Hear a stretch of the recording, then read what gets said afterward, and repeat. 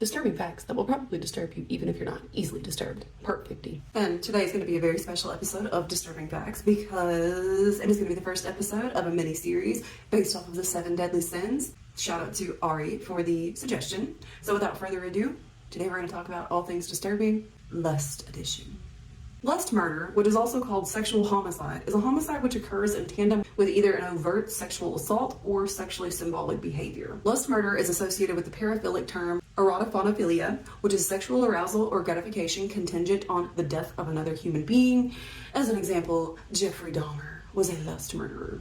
Another example of a lust murderer was 19-year-old Miranda Barber.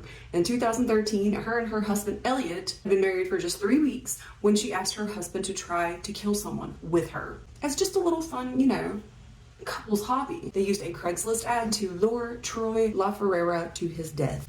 At Miranda's instruction, Elliot says, he hid under a blanket in the backseat of their SUV as Miranda drove to the mall to pick up their potential victim. Once LaFerrera was in the seat, Elliot then used a cord to incapacitate him while Miranda stabbed him 20 times. They then dumped his body, cleaned up the SUV, and went to a strip club to celebrate Elliot's birthday. He said they just wanted to murder someone together.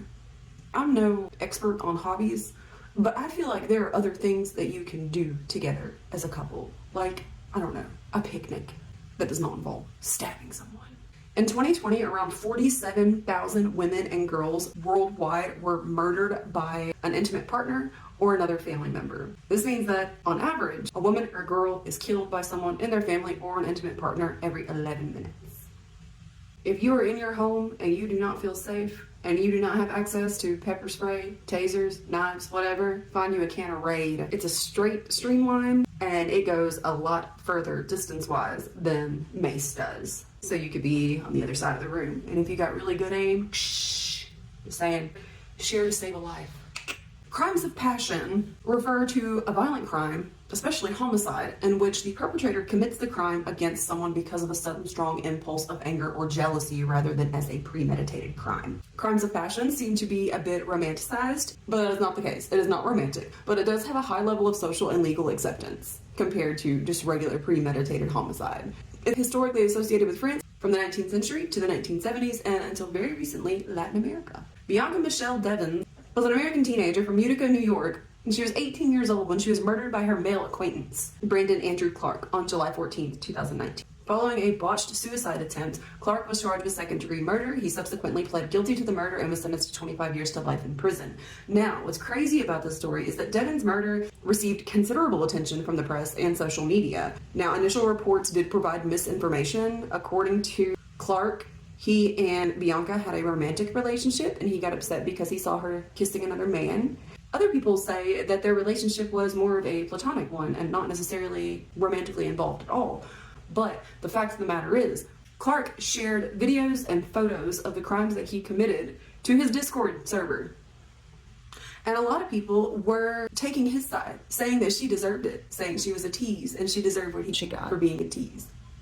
Travis Victor Alexander was an American salesman who was murdered by his ex-girlfriend Jodi Ann Arias in his house in Mesa, Arizona while he was in the shower. Arias was convicted of first-degree murder on May 8, 2013 and sentenced to life in prison without the possibility of parole on April 13, 2015. This is the last known photo of Travis Alexander before he was stabbed to death in the shower by Jodi. Now, first and foremost, come on, man. Like, you couldn't have waited until he had clothes on. That's like taking a shot at someone with their back turned. That's not fair. He was in his most vulnerable state. Second of all, let this be a lesson learned. I know crazy chicks are usually the hottest, okay? But after you break up with a woman for being crazy, please do not go back for a hookup with her because you're going to end up just like Travis Alexander, getting killed in your own shower, booty butt naked. Lust is driven by hormones like testosterone and estrogen, while love is characterized by chemicals like dopamine, norepinephrine, and serotonin. That's why they say that falling in love has neurological effects similar to those of cocaine.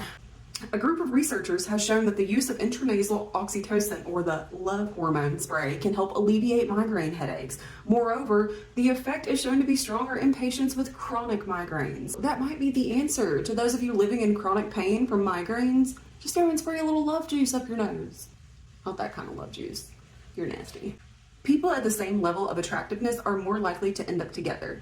So if you think that you're a 4 and you were able to snag a 10, maybe you're not a 4 after all. Maybe you yourself are a 10. Maybe in our own special, weird little ways, we are all 10s. Thanks for watching.